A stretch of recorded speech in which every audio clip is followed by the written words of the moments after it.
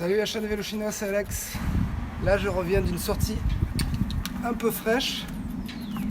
On est en hiver, là on est en décembre. Alors j'ai l'idée de faire une vidéo pour vous parler des équipements que j'utilise et que vous pourrez aussi utiliser pour rouler l'hiver.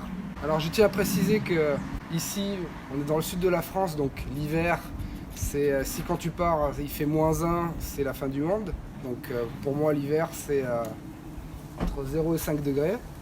Donc ne haïssez pas. En tout cas, ce que je vais vous montrer, c'est un peu communément admis comme équipement de vélo, quoi. Il n'y a rien de sorcier.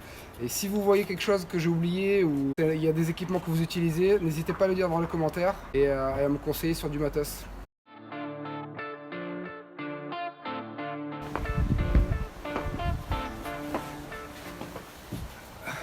Alors, qu'est-ce qu'il faut pour rouler au chaud en hiver? En fait, ça va être un peu de l'énumération de cadeaux de Noël parce que il y a certains trucs que je me suis fait offrir quand j'ai commencé le vélo. Je remercie mon beau-père Xavier qui m'a offert le bonnet et les couvre-chaussures.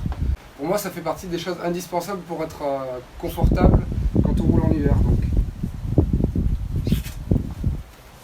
commencer par les couvre-chaussures.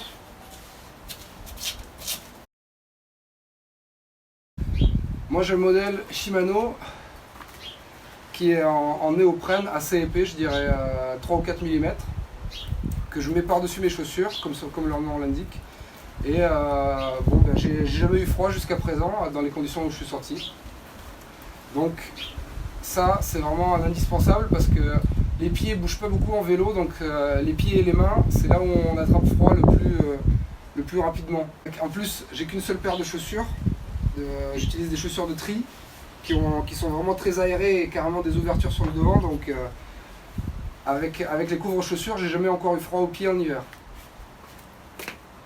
Donc après, comme j'en ai parlé, le bonnet, donc ça je sais pas quelle marque c'est exactement. Ah oui, Bike, donc je vais vous mettre le lien si je retrouve.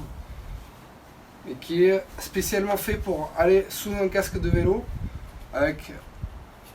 il est en coupe-vent et dans une matière qui est vraiment très agréable et très légère. Pareil, jamais eu froid à la tête avec ça. Il faut une matière assez coupe-vent pour que ça soit efficace. Il y a une petite bande réfléchissante sur l'arrière. Après, les gants. Ceux-là, c'est des gants Décathlon de vélo mi-saison. Et du coup, là, par exemple, sur la sortie d'aujourd'hui, il faisait assez froid quand je suis parti. Donc, j'ai utilisé ces gants qui doivent être des Décathlon 500. Vous savez, Décathlon, ils ont une gamme 100, 500, 900 en vélo, ou 700. Bref, c'est du milieu de gamme de chez Decathlon pour des gants mi-saison. Et j'utilise aussi des sous-gants, donc 2 paires de gants. C'est peut-être pas idéal, mais bon, je vais pas trop investi non plus dans les équipements d'hiver. Je vais pas m'acheter des gants en Gore-Tex ou autre. Donc pour l'instant, je fais avec ça, gants et sous-gants. Je fais un peu dans le sens inverse, hein. Je fais le striptease. Alors, ah oui. Donc là, après,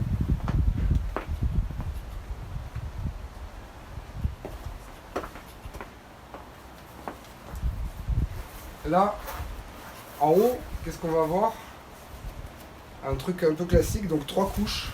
La couche externe qui devrait être une veste qui devrait être plus ou moins imperméable et assez coupe-vent. Donc ça, pareil, c'est une veste Décathlon milieu de gamme de vélo. Veste d'hiver Décathlon Between 500, quelque chose. Après, en dessous, une couche intermédiaire.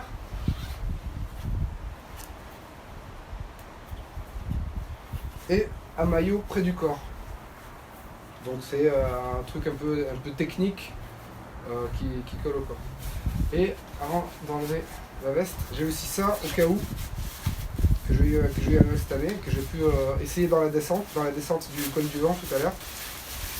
Donc ça c'est quoi? C'est un coupe-vent qui est bien pratique parce que même quand on est équipé, quand on est dans des situations où il se met à pleuvoir, où on doit descendre, on fait une descente de col ou quoi, ça peut être bien de pouvoir se protéger davantage du vent et du froid avec des coupe-vents comme ça très imperméables, qui vont pas être très respirants, mais qui vont permettre pendant quelques minutes ou quelques dizaines de minutes de rouler, de se réchauffer, de pas subir le vent et le froid.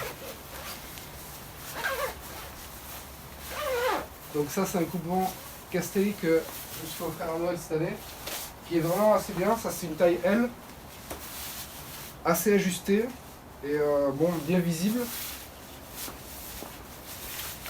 Pas de poche derrière malheureusement, j'ai plus des aérations. Ici l'autre inconvénient c'est qu'il n'a pas de poche pour se ranger dedans comme un KO. Mais sinon il se roule assez facilement et il ne prend pas beaucoup de place. Donc ça peut être un petit, ça peut être un petit bonus en plus de tout l'équipement que vous avez. Si vous sortez, enfin normalement c'est un équipement plutôt de mi-saison qu'on prend quand on part faire une ascension de col et que justement pour la descente, pour ne pas attraper froid. Mais vous pouvez aussi l'emporter en hiver, en bonus ou en protection contre la pluie. Donc comme je disais, il n'a pas de poche pour se ranger, mais du coup j'ai trouvé cette astuce de le ranger dans sa manche comme ça. Et comme vous voyez, ça prend pas trop de place, donc c'était dans une poche arrière. Donc ça c'était la couche 4 bonus.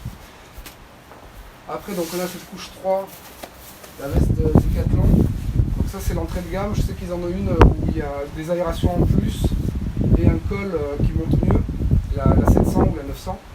Et celle-là c'est la 500, donc je crois que c'est une cinquantaine d'euros. Je vous mettrai des liens avec tout ce que j'ai trouvé comme équipement.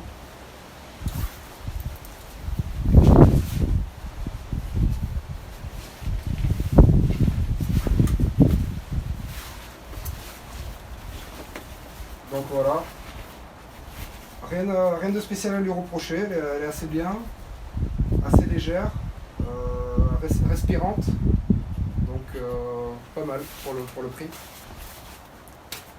Alors après j'ai un petit maillot comme ça, pareil, ça aussi c'est du... Je crois que c'est du Between, mais je suis pas sûr.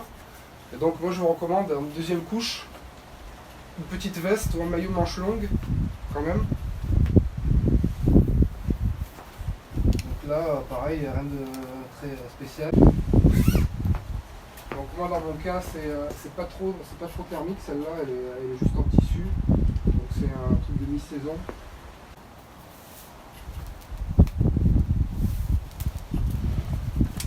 Alors autour du cou, je mets un petit buff.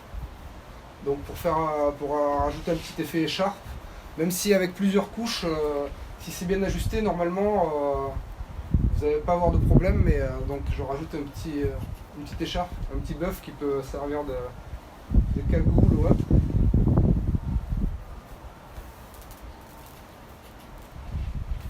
Alors, là j'ai le cuissard, j'ai un cuissard long. Sinon avant je roulais avec un cuissard normal, avec un collant de running par-dessus. Donc ça marche aussi. Il y a même je dirais quelques avantages là parce que j'ai fait une ou deux sorties déjà avec le cuissard long. C'est un cuissard qui vient de chez Wiggle, enfin c'est DHB, je crois que c'est la marque de Wiggle, je suis pas sûr, mais en tout cas c'est la marque DHB de chez Wiggle. Et il est pas mal, il est thermique, avec un bon pad, assez épais. Et comme je vous disais, avant j'utilisais un cuissard normal court, avec un collant de running par-dessus, pour rouler en hiver. Et l'avantage que je voyais là, en tout cas, c'est que ici au niveau des fesses, en bas du dos, avec ce cuissard qui est une pièce, donc je l'ai mis juste par-dessus, sans rien en dessous. Donc peut-être à voir, je vais rajouter une couche, mais dans ce cas-là, ça perd l'avantage. Enfin, par rapport au pad, c'est pas terrible, je pense. Mais je vais peut-être voir rajouter un petit tissu technique en dessous ou quoi, parce que ça me fait de l'air en fait ici en bas du dos, ça fait un peu froid. Ça c'est le seul inconvénient que je vois au cuissard long. Et en plus c'est pratique, ils ont mis ça. Je vous laisse deviner pourquoi. Quand on fait un petit arrêt, arrêt urgence, vu qu'on ne peut pas retrousser la jambe ou quoi, donc on peut faire pipi comme ça. Grâce à cette fermeture. Donc ça c'est pas mal. Et enfin, dernière couche, donc un maillot de compression thermique, donc ça j'avais ça chez moi, c'est 4 ans aussi, mais pareil ça se trouve un peu dans toutes les marques, un truc qui vous vous garde au chaud près du corps. Voilà. Voilà, c'est ce que je mets pour rouler en hiver. Dites-moi ce que vous portez, dites-moi ce à quoi j'ai pas pensé. Si vous êtes nouveau et que vous cherchez à vous équiper, allez voir dans la description, je vous ai mis les équipements hiver. Alors chez AliExpress, chez Decathlon, chez Wiggle, différentes gammes de prix. Donc je crois que chez AliExpress ça va commencer aux alentours de 100 €. N'hésitez pas à me dire ce que vous pensez de la vidéo. Si vous avez d'autres idées, je suis preneur. Et abonnez-vous pour voir d'autres vidéos.